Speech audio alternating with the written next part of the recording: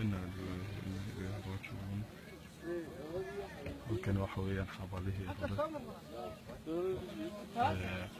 الجزائر سكول بوبوبية صدن كمي وحساك نوصل شيء حبال قيلة عباش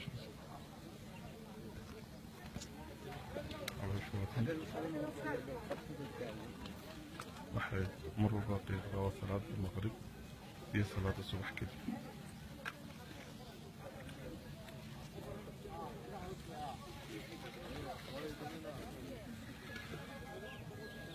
halkan waxa weeyaan wax la baabiye xabaalihii hore u jiri jiray waxaana laga dhisayaa weligeed ma garanaya